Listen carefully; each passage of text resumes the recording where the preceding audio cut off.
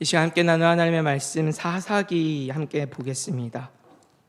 구약성경 사사기 1장 1절에서 2절까지의 말씀, 구약성경 359페이지 전후에 있는 사사기 1장 1절에서 2절, 2절 짧은 말씀이기 때문에 우리 한 목소리로 합독하여 읽도록 하겠습니다. 사사기 1장 1절에서 2절까지의 말씀, 우리 큰 목소리로 함께 합독하여 읽도록 하겠습니다. 시작. 여호수아가 죽은 후에 이스라엘 자손이 여호와께 여쭈어 이르되 우리 가운데 누가 먼저 올라가서 가나안 족속과 싸우리이까? 여호와께서 이르시되 유다가 올라갈지니라. 보라, 내가 이 땅을 그의 손에 넘겨 주었노라 하시니라. 아멘.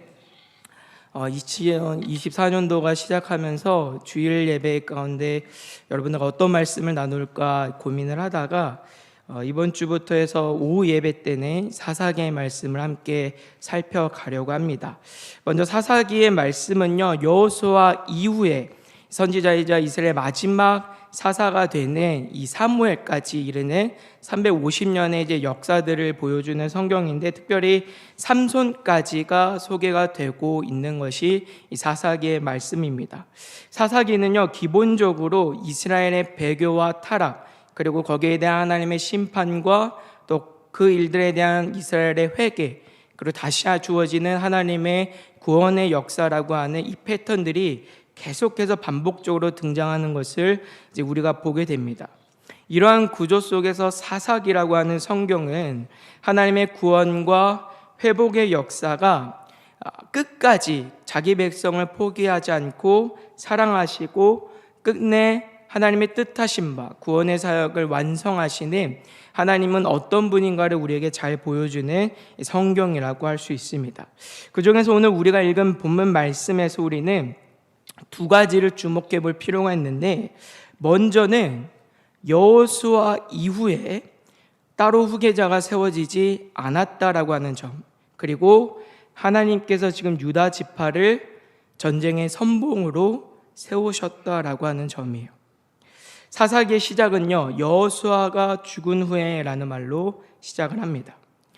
앞서서 여호수아가 가나안 땅을 정복하고 그 땅을 취해가는 이제 과정들을 뒤이어서 계속해서 여호수아 뒤에 세워지는 세대들이 그 사역들을 감당해야 됨을 이제 가르쳐주고 있는 부분인데, 근데 중요한 건 뭐냐면 이스라엘 공동체가 직면한 어려움이 있는 거예요. 그게 뭐냐? 그들에게 모세나 여호수아 같은 의지할 만한 지도자가 없다는 점이에요. 여호수아는요, 지도자에서 물러나면서 이스라엘 자손이 여호와를 굳게 신앙해야 할 것을 거듭거듭 강조한 이후에 따로 후계자를 세우지 않습니다. 하나님께서 따로 이스라엘의 지도자를 세우지 않으셨기 때문이에요. 물론 이때 당시에도 갈렙이라고 하는 특출한 인물이 있었습니다. 신앙의 모범이 되는 사람이 있었지만, 그러나 그는 이스라엘 민족 전체를 이끌어 나갈 지도자는 아니었어요. 그렇다 보니까 결과적으로 지금 이스라엘 공동체는 지도자의 공백이 생기는 어려움을 겪게 됩니다. 그것도 아직 가나안 땅이 다 정복되지 않은 상황이에요.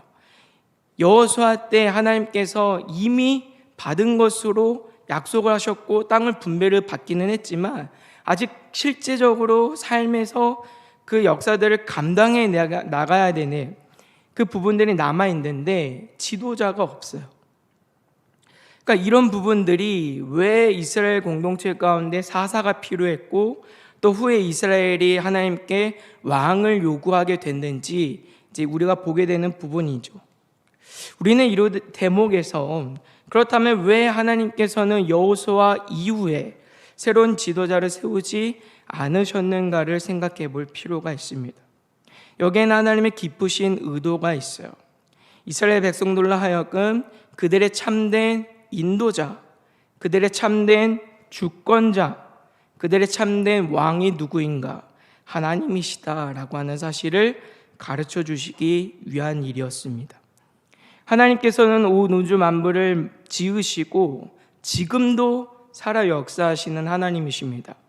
이스라엘을 출애굽하게 하셔서 광야를 지나 가나안 땅에 들어가 그 전쟁을 정복하게 하시고 그 땅을 취하게 하시는 이는 모세나 여호수아가 아니라 하나님이세요. 하나님의 통치는 그래서 늘 언제나 직접적입니다. 때로는 대리 통치자를 통해서 다스려진다 하더라도 하나님의 통치는 늘 언제나 직접적이에요. 왜냐하면 하나님께서 세우신 하나님의 통치자는 그들이 가지고 있는 자의적인 의견이나 자의적인 뜻을 행사하는 것이 아니라 하나님이 본래 가지고 계시는 뜻과 하나님의 계획을 이 땅에 성취하는 역할을 감당하는 사람들이기 때문입니다. 그렇기 때문에 하나님의 통치는 모세를 통하셔 하시든 아니면 사람을 통하여 하지 않으시든 늘 언제나 직접적이고 늘 언제나 하나님의 주권 가운데 있는 거예요. 지금 하나님께서 이스라엘 백성들에게 그 사실을 가르쳐주고 계십니다. 모세가 없다고 해서, 여호수아가 없다고 해서, 우리에게 필요한 어떤 지도자가 없다고 해서 두려워할 것은 없단 말이에요. 왜냐? 이미 그들에게는 진정한 왕이 있기 때문에, 진정한 주권자, 진정한 주인이 있기 때문이죠. 바로 하나님이십니다. 그렇기 때문에 사실상 이스라엘 백성들에게는 다른 지도자가 세워질 필요가 없었어요. 세상의 많은 사람들은 다 자기가 삶의 주체가 되고 주인이 되어 살아갑니다. 세상에서 얻은 모든 결과들은 다 자기의 노력이고 자기가 얻은 결과와 보상이라고 생각을 하고 살아가고 자기가 생각하는 계획과 목적을 이루기 위해서 그렇게 살아가요. 그러나 실상은 그렇지 않다라고 하는 것을 성경 우리에게 말씀합니다. 그 모든 것 또한 다 하나님의 주권 가운데 있다라는 거예요. 하나님은요, 믿는 자들에게만 하나님이 아니세요. 믿는 자들에게도 하나님이시지만 믿지 않는 자들에게도 하나님이십니다. 하나님의 주권은 믿는 자들에게만 있는 게 아니에요. 믿지 않는 자들에게도 있습니다. 하나님의 주권과 하나님의 통치는 미치지 않는 곳이 없단 말이에요. 세상의 모든 경영과 우리 인생사의 모든 흥망성쇠와 우리의 삶과 죽음은 다 하나님의 것입니다. 그래서 사무엘상 2장 6절과 8절까지의 말씀은 우리에게 이렇게 말씀해요. 여호와는 죽이기도 하시고 살리기도 하시며 스올에 내리기도 하시고 거기에서 올리기도 하시는도다. 여호와는 가난하게도 하시고 부하게도 하시며 낮추기도 하시고 높이기도 하시는도다. 가난한 자를 진토에서 일으키시며 빈궁한 자를 거름더미에서 올리사 귀족들과 함께 하시며 영광의 자리를 차지하게 하시는도다. 땅의 기둥들은 여호와의 것이라. 여호와께서 세계를 그것들 위에 세우셨도다. 아멘. 세상의 모든 경영과 세상의 모든 것은 다 하나님의 것입니다. 하나님을 믿는 사람들에게만 하나님이 아니고요, 믿지 않는 자들에게도 하나님은 전지전능하신 하나님이세요. 이스라엘 역사를 보시길 바랍니다. 이스라엘의 높아짐과 낮아짐이 다 누구의 뜻대로 됩니까? 하나님의 뜻대로 돼요. 이방 민족들의 높아짐과 낮아짐도 마찬가지예요. 아수르의 부흥과 바벨론의 부흥은 무엇을 위한 일이었습니까? 하나님께서 이스라엘 백성들을 치리하기 위한 목적과 계획 안에서, 또 하나님께서 세상을 심판하기 위한 목적 가운데서 그들의 죄악을 내버려 두셨기 때문에 일어난 모든 일들이었단 말이에요.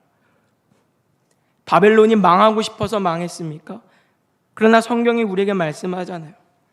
그들이 망하고 싶어서 망한 건 아니지만 일순간에 망합니다.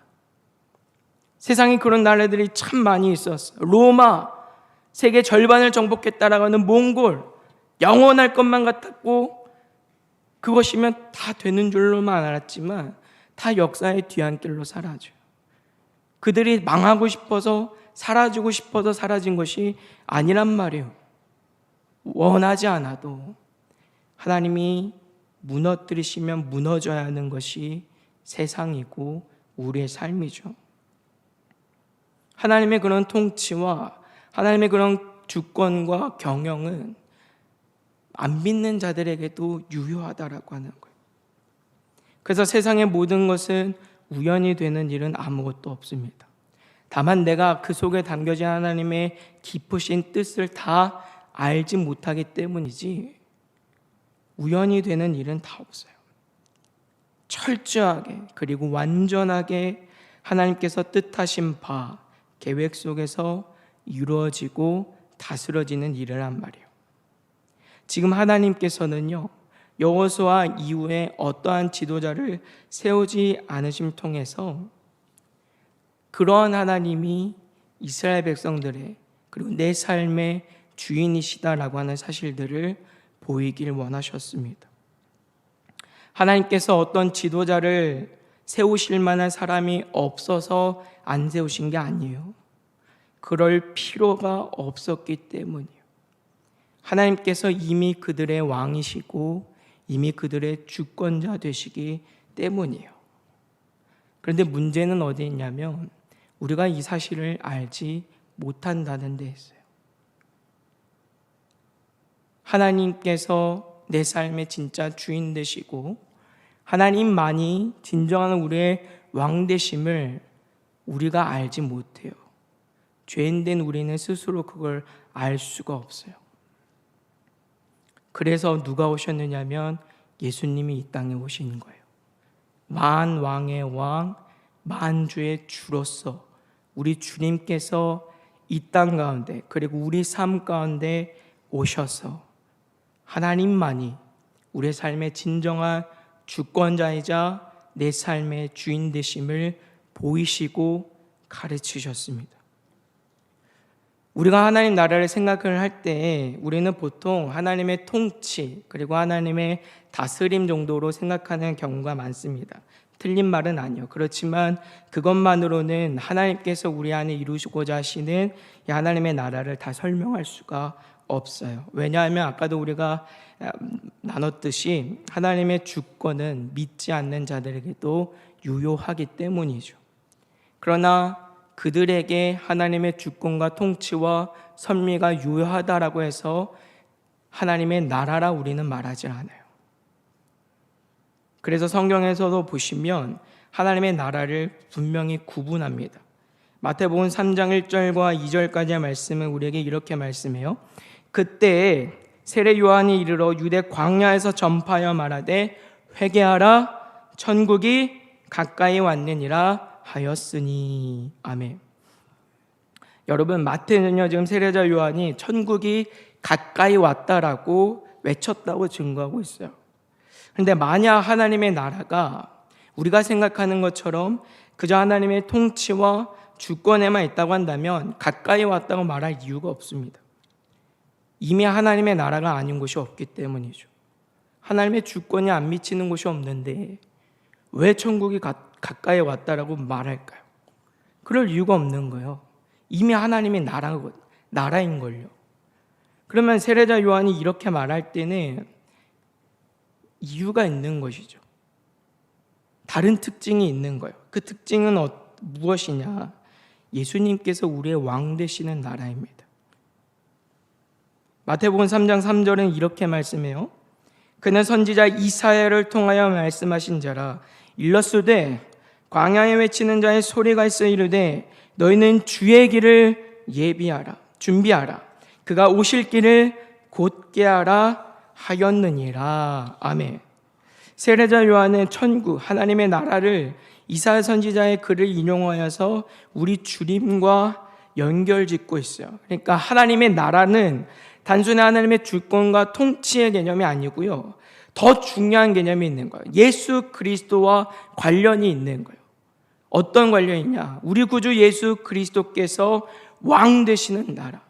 우리 하나님께서 그리스도를 통하여서 통치하시고 다스리시는 나라. 그 나라가 하나님 나라라고 하는 거예요. 이것이 하나님을 믿는 사람과 믿지 않는 자에게 미치는 하나님의 주권이 갖는 차이예요. 믿는 자들에게는 예수님이 왕 되십니다. 그러나 믿지 않는 자들에게는 그렇지 않아요. 그러면 우리 주님은 왜 왕으로 오셨는가를 생각을 해야 되겠죠. 왜 성경은 우리 주님께서 만왕의 왕 되시고 만주의 주 되신다라고 우리에게 가르치고 있는가? 하나님으로서의 높은 권세나 능력을 자랑하기 위함일까요? 우리 주님께서 하나님이시고 하나님의 아들이시기 때문에 성경이 만왕의 왕이자 주가 우리 주님이시다라고 가르치고 있는 것일까? 그렇지 않단 말이에요. 이유가 있는 거예요. 이유가. 왕으로서 우리 주님이 하시는 일이 있기 때문인 거예요. 여러분, 우리 중에서 개미나 또는 여러분들 중에 혹시 반려동물 키우시는 분들 계십니까? 반려동물이나 아니면 또는 뭐 길에 지나가는 뭐 개미나 이런 동물들이 나를 몰라준다고 해서 기분 나쁘신 분 계십니까? 강아지가 나를 무시해. 내가 그건 못 견디겠어. 너무 기분이 상하고 마음이 상해. 그러면 병원을 가보셔야 돼요. 우리 중에 누구도 그런 사람 없잖아요. 개미가 나를 알아주든 몰라주든 그건 무슨 상관이요? 그렇지 않아요? 강아지나 반려동물이 내가 얼마나 대단하고 사회에서 얼마나 지혜롭고 얼마나 뛰어난 자인지 몰라준다라고 해서 기분 나쁜 사람이 있나요? 아무도 없어요. 알든지 모르든지 그게 나랑 무슨 상관이에요? 그렇죠? 그렇다고 내가 그 강아지 앞에서 반려동물 앞에서 또는 길에 지나가고 있는 개미를 붙잡고 야, 한번 들어봐. 너 내가 얼마나 대단한 사람인지 한번 들어봐. 이럴 사람 없잖아요. 주님도 마찬가지세요. 우리도 안 하는 일을 왜 주님이 굳이 그렇게 하시겠냔 말이에요. 우리가 하나님을 알지 못하고 예수님을 알지 못하고 믿지 않는다라고 해서 우리 이 주님께서 하나님 되심이 없어지는 거 아니에요. 우리 주님께서 가지고 있는 영광이나 능력이 부족해지거나 축소되지 않아요. 뭐가 아쉬워서 우리 주님께서 우리에게 야, 봐봐, 나 만왕의 왕이야, 나 만주의 주야, 이렇게 보이시긴 말이에요. 그럴 이유가 없어요. 자기 자랑을 위한 일이 아니란 말이에요. 그러면 왜 성경은 그렇게 우리에게 말씀하고 있느냐? 앞서 말씀드린 것처럼 우리 주님께서 그 주님의 왕되심을 통해 우리의 삶의 진정한 주권자가 하나님이심을 드러내시기 때문이에요. 이스라엘의 통치자, 이스라엘의 왕은요, 하나님의 대리 통치자로서 하나님의 뜻하신 바를 이 땅에 실현하는 자예요. 그냥 도구가 아니고요, 하나님의 하나님 되심을 드러내는 역할을 하는 사람이 누구냐면 왕이에요. 그래서 이스라엘의 왕 지도자는요, 진정한 우리의 왕이 누구인가를 보여주는 굉장히 중요한 역할을 하는 사람입니다. 그리고 주님께서 그 일을 위해서 이 땅에 왕으로 오셨다라고 하는 거예요. 우리 주님은 참 하나님이십니다. 그리고 참 하나님의 아들이십니다.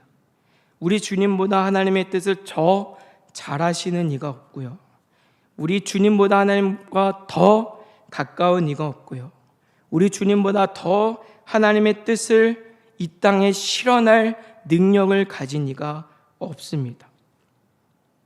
역사에 등장하는 수많은 믿음의 사람들이 있었고 하나님께서 시대마다 사람들을 불러서 사용하셨지만 그들 모두가 실패했음을 우리는 봐야 돼요.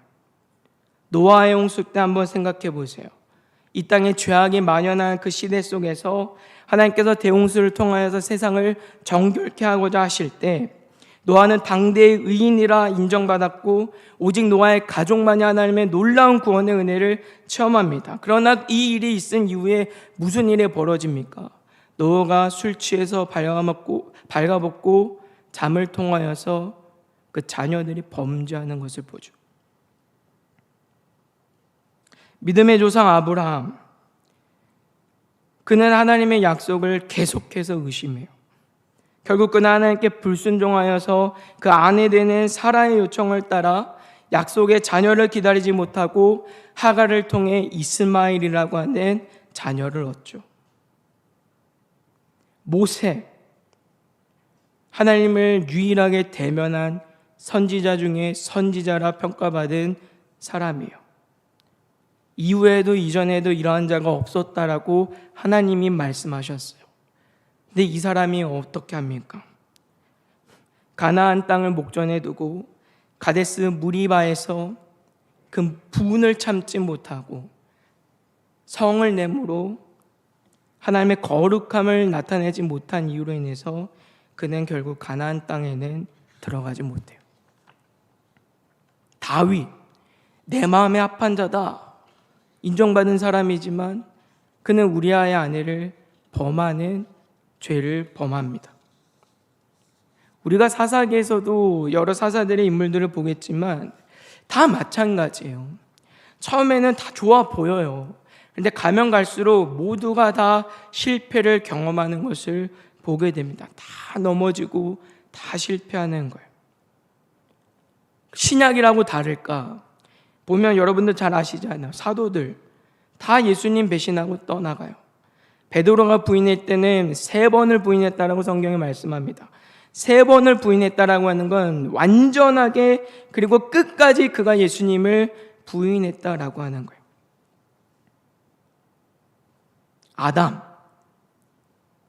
아담은요, 우리와는 완전히 질적으로 다른 존재예요. 그는 정말 하나님의 완전함 속에서 완전한 자유를 가지고 지음받은 사람입니다. 우리처럼 죄악에서 출생한 사람이 아니에요. 그는 일반적인 우리의 출생법을 따라 지음받은 사람이 아니라 하나님께서 실제적으로 지으신 사람이에요. 그는 누구의 도움 없이도 하나님의 뜻을 알 수 있었고 누구의 도움 없이도 스스로가 하나님의 뜻을 행할 수 있는 사람이었어요. 우리는 안 돼요.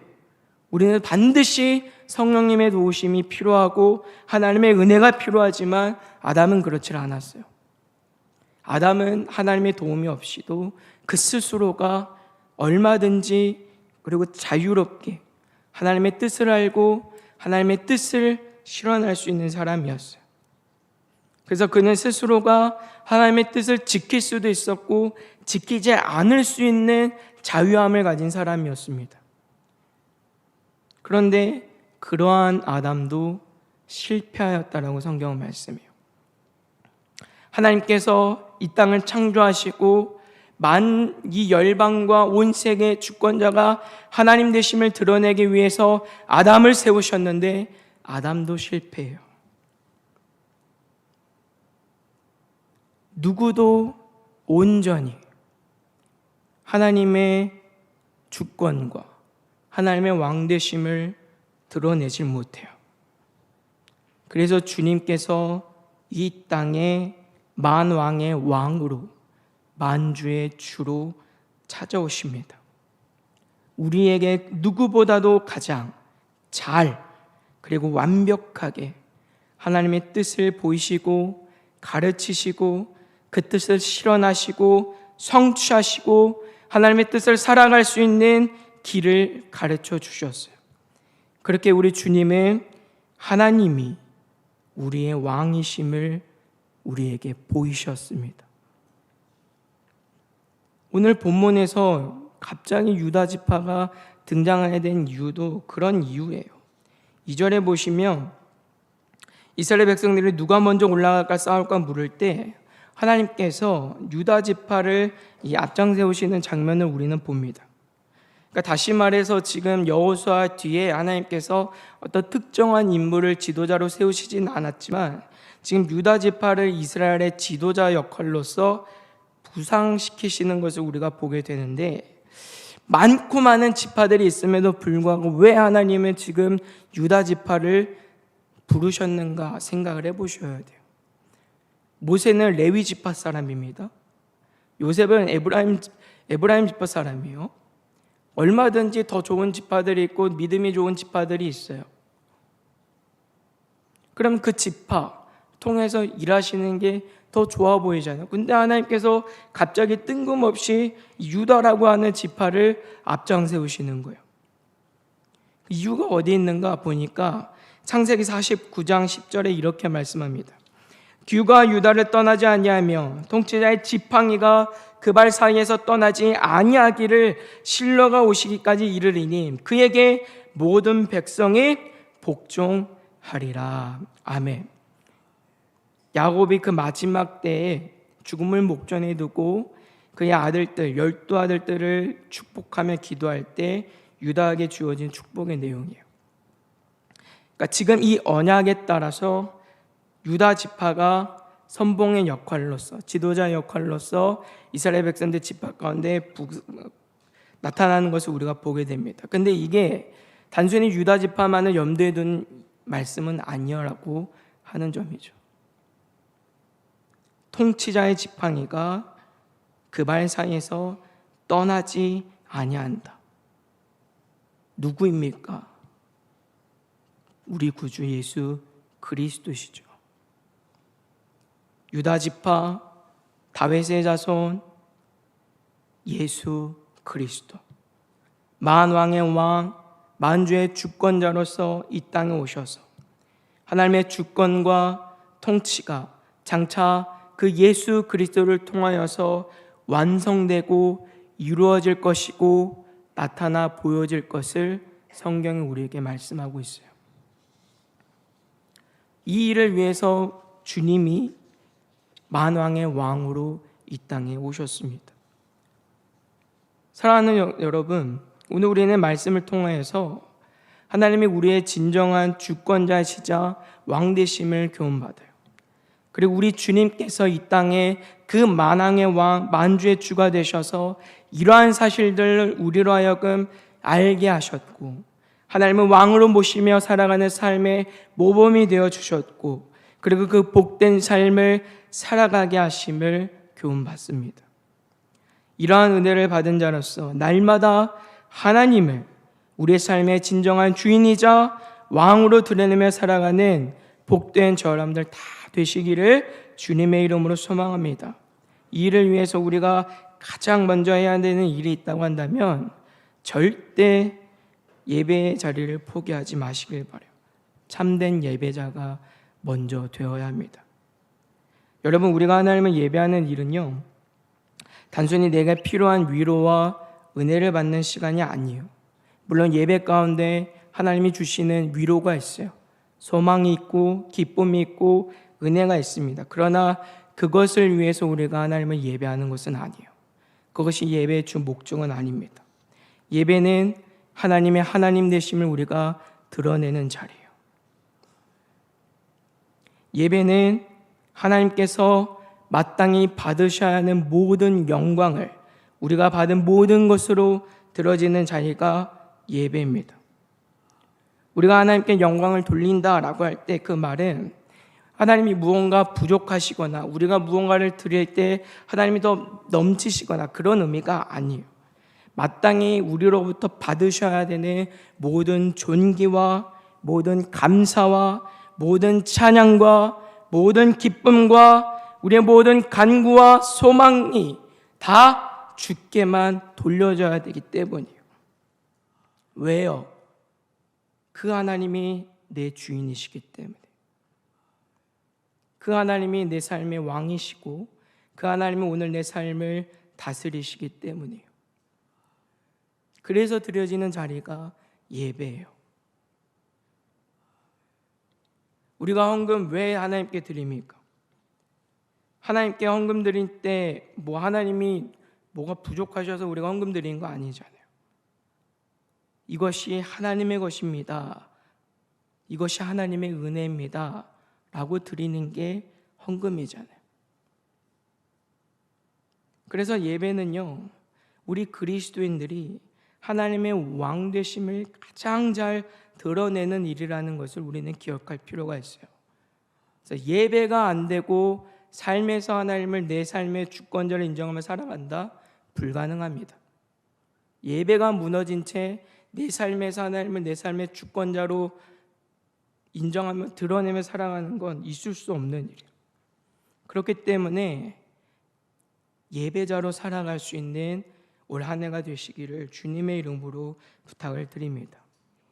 예배드리는 이 시간을요, 그냥 낭비나 헛됨이 되지 않도록 정말 전심을 다해서 예배하시길 바라요. 정말 내가 드리는 마지막 예배인 것처럼 우리는 드려져야 해요. 세상 사람들은 우리가 예배 드리는 이 한두 시간을 볼 때 그렇게 얘기할 거예요. 야, 그 시간에 그냥 쉬는 게 낫지. 그 시간에 너가 하고 싶은 거 하는 게 낫지.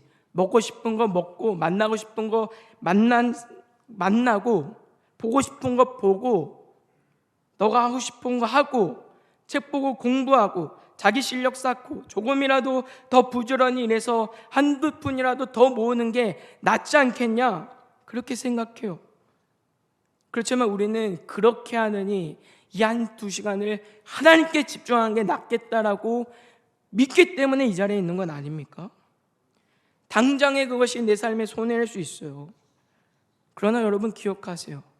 어차피 우리의 삶이 내 뜻대로 되질 않아요. 내 주관대로 되는 거 없잖아요.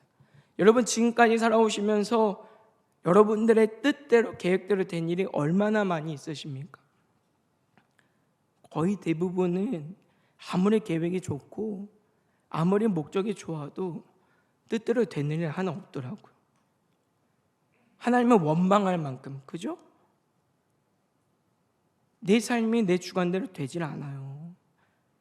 그렇기 때문에 우리는 우리의 삶을 하나님께 맡기는 것이죠. 하나님이 내 삶의 주인이십니다. 하나님, 내가 세상의 방식으로 살아가는 게 아니라 하나님의 그 주권과 다스림 안에 살아가겠습니다. 이걸 보여주는 게 예배란 말이에요. 그렇기 때문에 여러분, 정말 우리가 드려지는 이 예배가 그 값어치에 아깝지 않게 드려져야 돼요.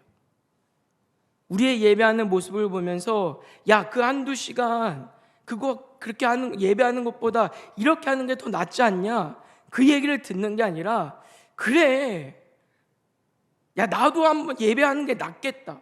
야, 차라리 내가 수고하느니, 내가 차라리 놀고 먹고 쉬느니, 야, 나도 한번 가서 예배해 보자. 이렇게 보여줘야 된단 말이에요. 우리의 예배 태도가 그렇게 드려져야 돼요. 그리고 우리는 말씀을 통하여서 우리 주님께서 우리에게 보여주신 모범을 따라서 십자가의 길을 따라 살아가는 사람들이 되어야 합니다. 우리 주님께서 이 땅에 오셔서 하신 그 모든 일들은 하나님의 뜻을 이루는 일이었어요. 무엇 하나 하나님의 뜻과 관계되지 않은 일은 아무것도 없었어요. 그렇기 때문에 하나님을 왕으로 모시고 살아가는 가장 모범은 우리 주님의 모습이에요. 그리고 주님께서 그 삶의 모범들을 우리에게 말씀을 통하여 보이셨고 삶으로 보이셨고 또 성령 하나님을 통하여서 오늘 우리에게 말씀하고 계세요. 그 길을 힘써 걸어갈 수 있는 저 여러분들 되시기를 주님의 이름으로 부탁을 드립니다.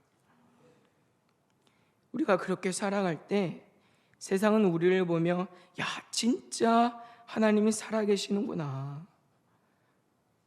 진짜 이 땅에 온 세계에 보이는 것과 보이지 않는 그 모든 세계가 하나님의 것이구나. 인정하지 않을 수 없을 만큼 우리는 살아내야 합니다. 그렇게 우리의 삶의 전 영역이 하나님의 영광이 되고 하나님의 주권을 이루는 삶이 될 수 있기를 주님의 이름으로 소망합니다.